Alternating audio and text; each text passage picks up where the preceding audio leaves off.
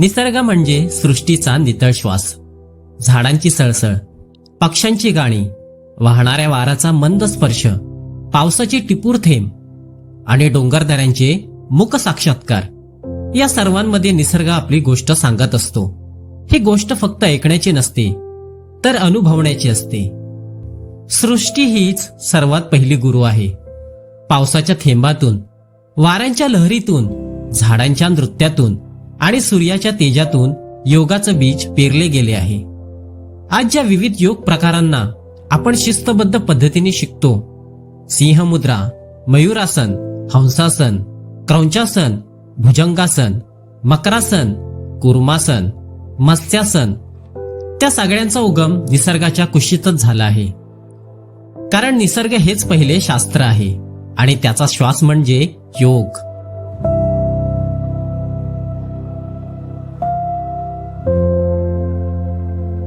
नमस्कार मित्रांनो, मी रत्नदीप आणि निसर्गाच्या अंतरंगात मी तुमचे मनापासून स्वागत करतो.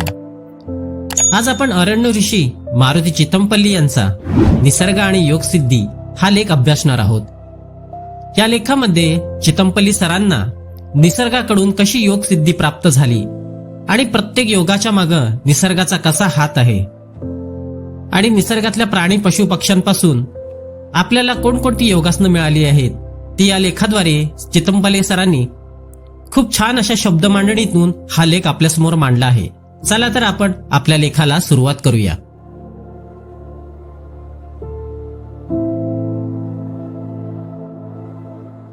,1960 साली मी पुणे जिल्ह्यातील वडगाव मावळ इथे वनाधिकारी होतो. लोणावळा माझ्या कार्यक्षेत्रात येत होता. कैवल्यधाम इथं योगविद्या शिकवणाऱ्या जोशी सरांची ओळख योगायोगानं झाली.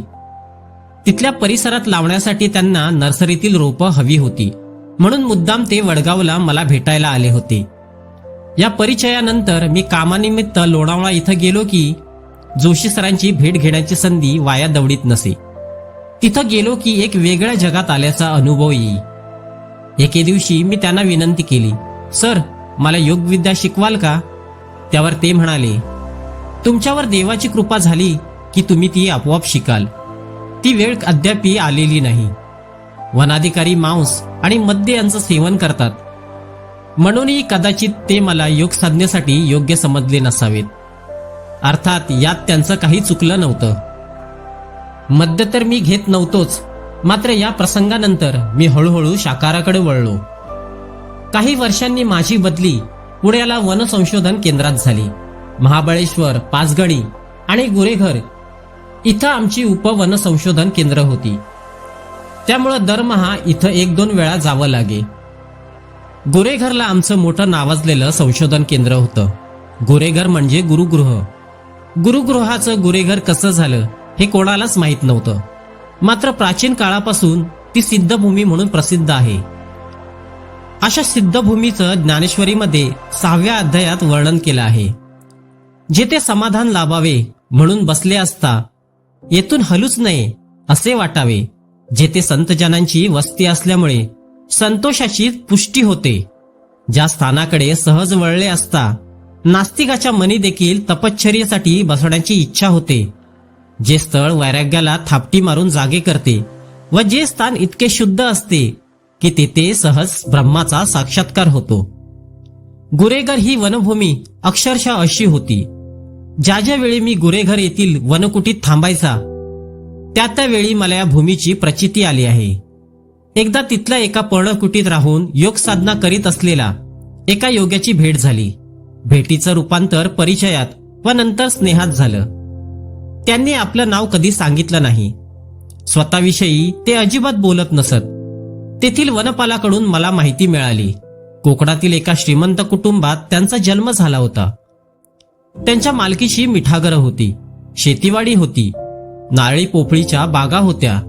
एक दिवस विरक्तीनं या साऱ्या वैभवाचा त्याग करून या सिद्धभूमीत ते आले.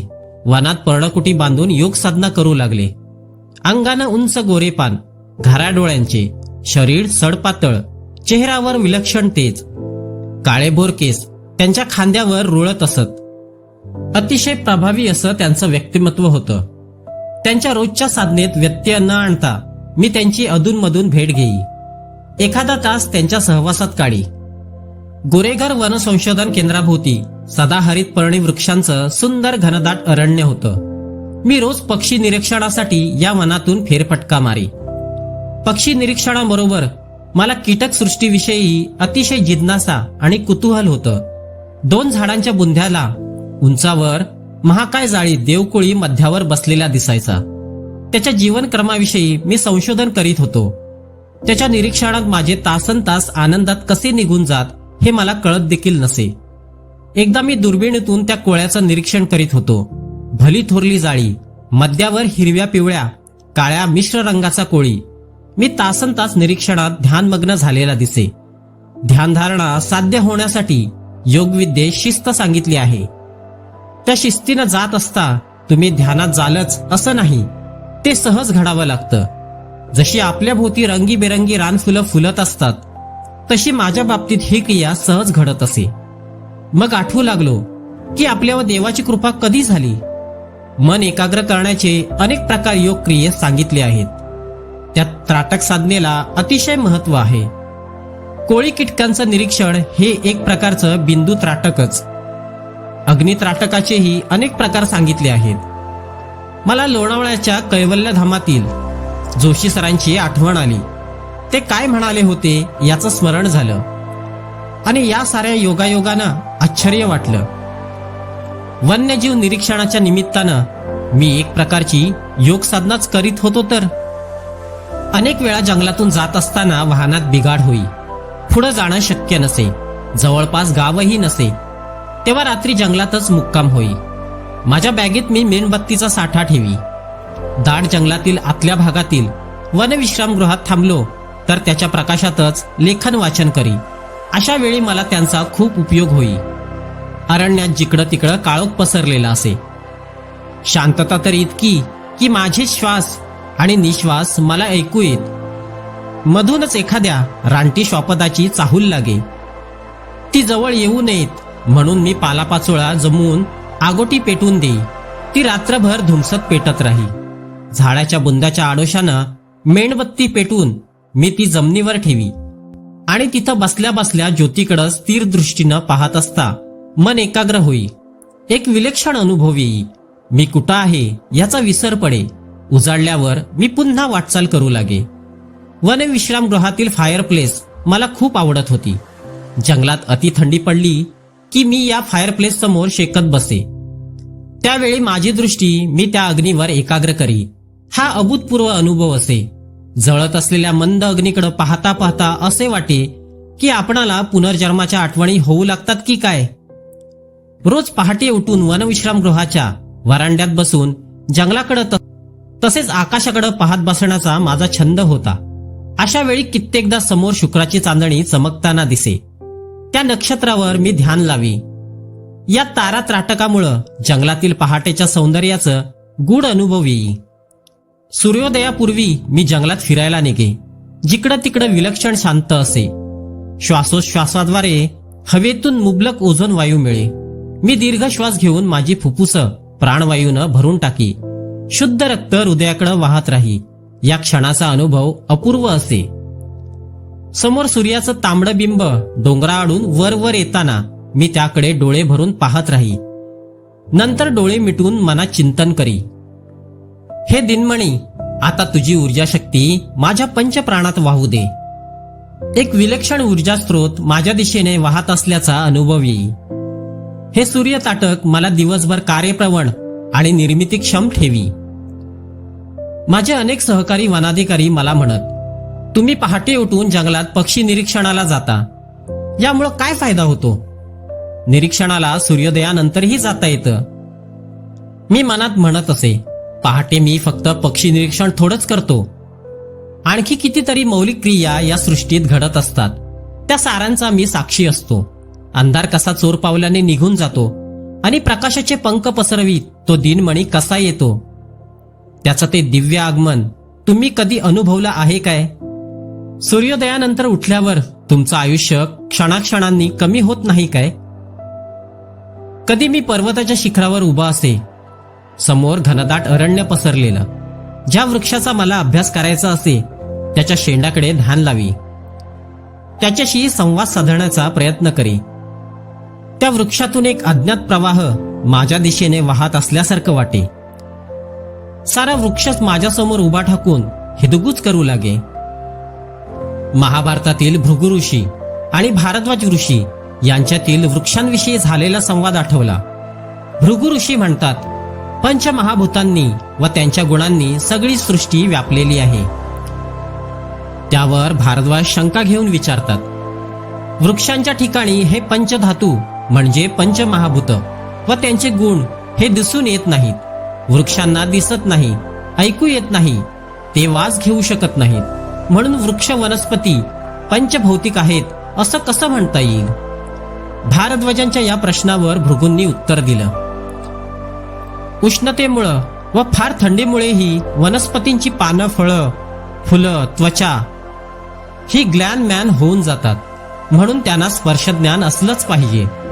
वादळी वाऱ्यांचा गोंगाट व विजेचा कडकडाट यांच्यामुळे झाडांची फळं व फुलं भंगून जातात. त्यामुळे झाडांना कान असून त्यांनी ती ऐकत असली पाहिजेत. वेली वृक्षांना वेष्टितात व सर्वत्र संचार करताना दिसतात. त्यांना दृष्टी असल्याशिवाय मार्ग कसा दिसेल? म्हणून वृक्षांना दृष्टी असली पाहिजे.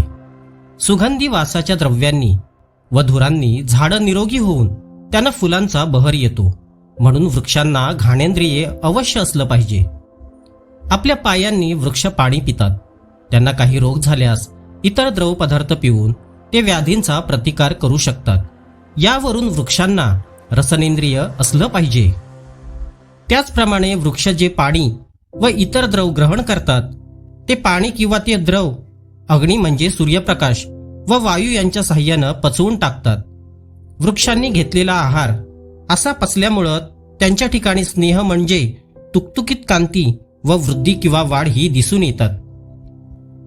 या सर्व गोष्टींवरून भृगु ऋषी असा निष्कर्ष काढतात, वृक्ष सुखदुःख अनुभवतात, कापले असतानाही वाढतात, म्हणून वृक्षांमध्ये जीव आहे, ते अचेतन नाहीत असं स्पष्ट होतं. पीटर टामकिन यांच्या the secret life of plants या लक्षणीय ग्रंथात आधुनिक वनस्पती शास्त्रज्ञांनी प्रयोग करून भृगु ऋषींची गृहीत सत्य असल्याचा उल्लेख केला आहे. एके ठिकाणी असं म्हटलं आहे की वन्य प्राणी हे सिद्ध जीव आहेत, परंतु मानवाला योग क्रियेद्वारे प्रयत्नानं सिद्धी प्राप्त करून घ्यावी लागते. म्हणून सुमारे 90% योगासनांची नावं ही पशुपक्ष्यांच्या नावांवरूनच घेतली आहेत. सिंहमुद्रा, मयूरासन, हंसासन, क्रौंचासन, भुजंगासन, मकरासन, कुर्मासन, मत्स्यासन, शलभासन इत्यादी. हे नुसतीच आसनांची नावं नाहीत, तर त्याबरोबर त्या पशुपक्ष्यांच्या आणि इतर जीवांच्या स्वाभाविक गुणधर्माचाही त्यात विचार केलेला आहे. यासाठी वन्यजीवांच्या आचरणाचं त्यांच्या नैसर्गिक निवासस्थानात जाऊन सूक्ष्मपणे निरीक्षण करणं आवश्यक आहे. एखादा शांत गिरिस्थानात स्वस्तपणे वृक्षांच्या सावलीत विसावलेला सिंह तुम्ही कधी पाहिला आहे काय? सहज उघडलेला जबडा, त्यातून किंचित बाहेर आलेली लसलसती जीभ आणि मुद्रेवर क्षणोक्षणी होणारी हालचाल ही त्याची स्वाभाविक आनंद देणारी स्थिती आहे. तुम्ही सिंहाची गर्जना कधी ऐकली आहे काय? त्या आवाजात एक प्रकारची जादू असते. सारं प्राणीजगत स्तब्धपणे तो आवाज ऐकत असते. त्याचंच अनुकरण आपण सिंहमुद्रेत केलं आहे. या जीभ लवचिक बनते, घसा आंबण्याची व आवाज फाटण्याची प्रवृत्ती कमी होते. गायक, नट, प्राध्यापक इत्यादींना या मुद्रेचा अभ्यास फलदायी होतो. आवाजात एक प्रकारचा गोडवा आणि आकर्षकपणा येतो. जसा सिंह प्राण्यांचा राजा, तसा मोर पक्ष्यांचा राजा. पक्षांत मोर हा सौंदर्याचं प्रतीक आहे. मयूरासनाच्या अंतिम स्थितीत पूर्ण शरीर दोन्ही हातांवर तोलून धरलं जातं. ही स्थिती उघडलेल्या पिसाऱ्याच्या शरीराचा मागील भाग तोलून धरणाऱ्या मोराप्रमाणे दिसते. संस्कृतात मोराला भुजंगभूक म्हटलं आहे, म्हणजे नागासारखा विषारी सर्प तो सहज पचवू शकतो.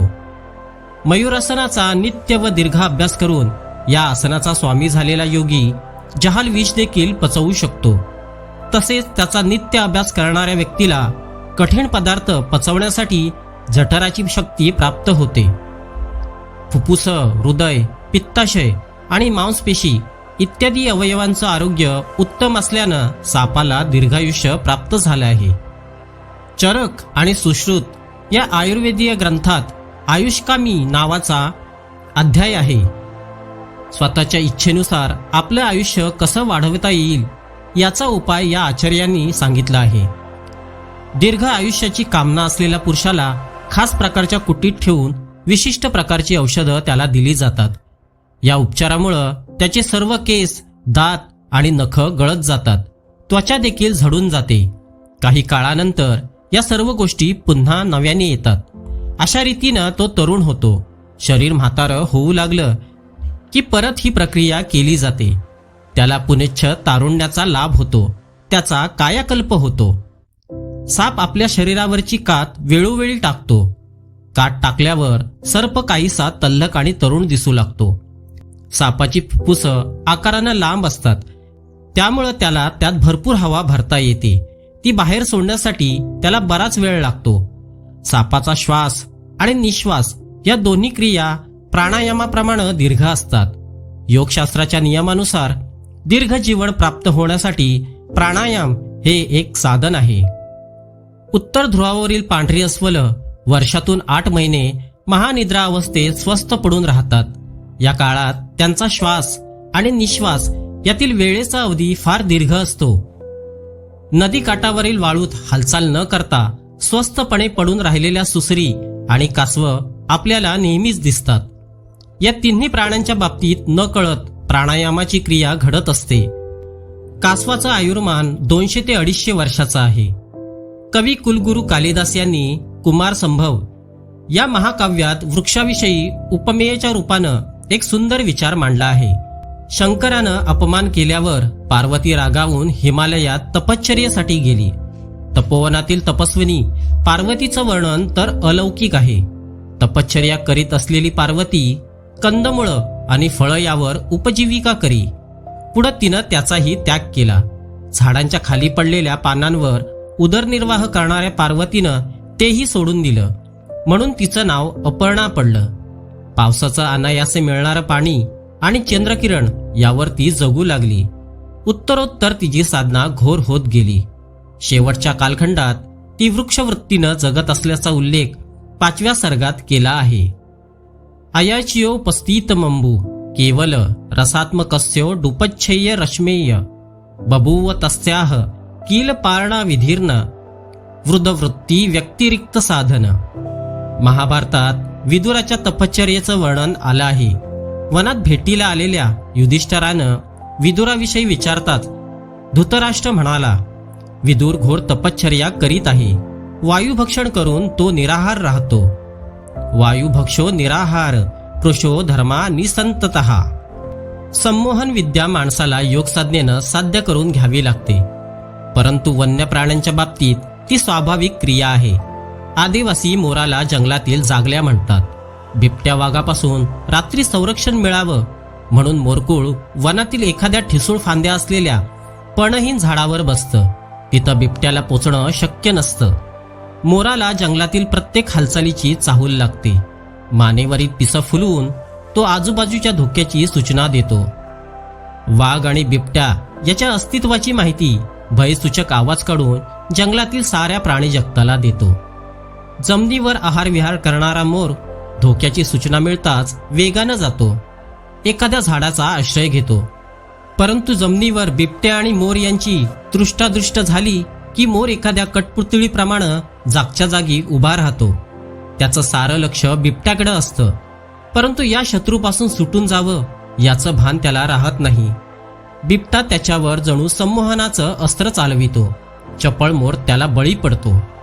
असा संमोहनाचा प्रकार बिबटा आणि मोर यांच्याच बाबतीत घडतो असं नव्हे.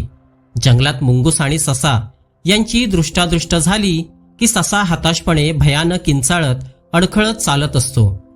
मुंगूस त्याचा पाठलाग करतं. जणू मृत्यूच आपला पाठलाग करतोय असं समजून तो विवशतेनं त्याच्या तावडीत सापडतो. प्रतिकार करीत नाही किंवा धूमही ठोकीत नाही.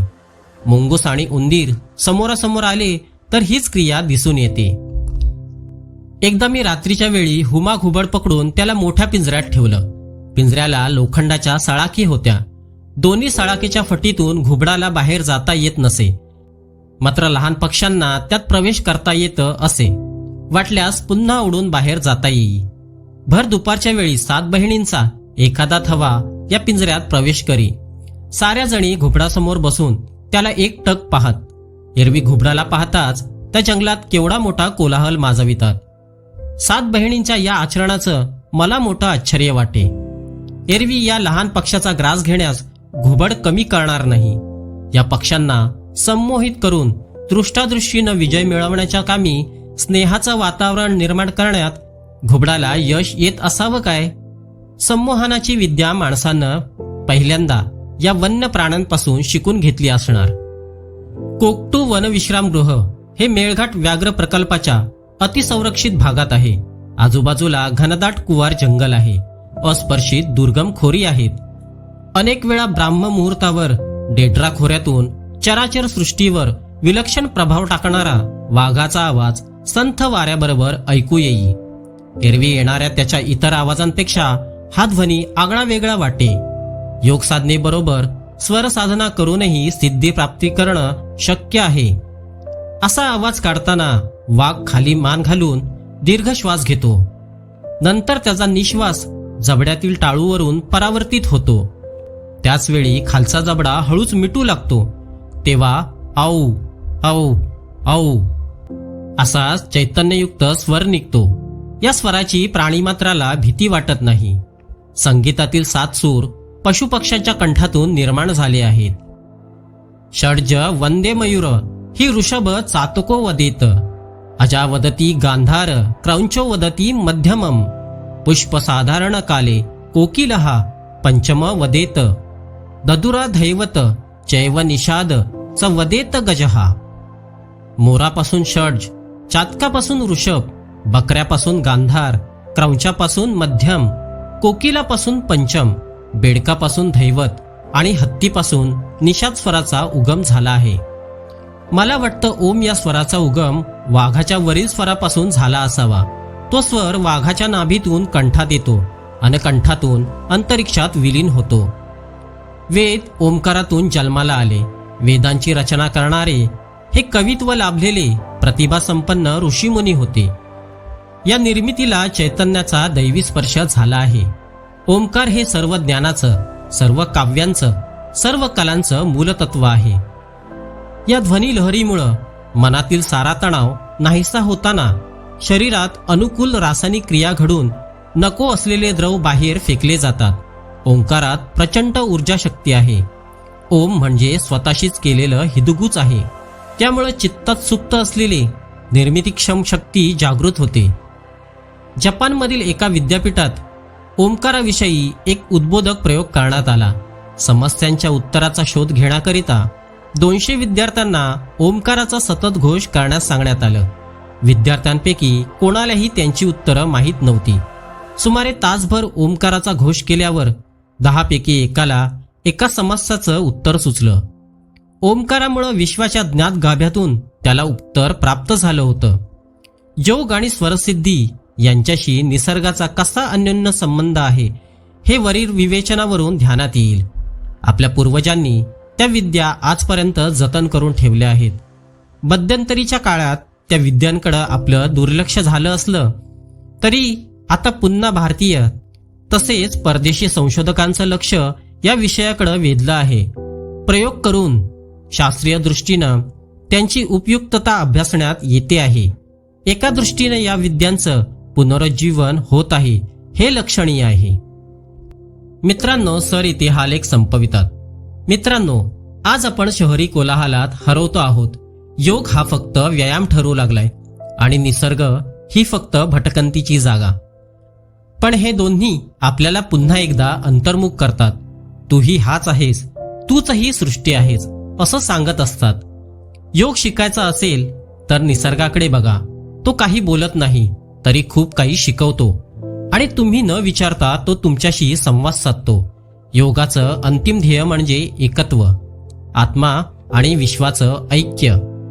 आणि निसर्गापेक्षा या एकतेचं सुंदर उदाहरण दुसरं कुठं असू शकतं?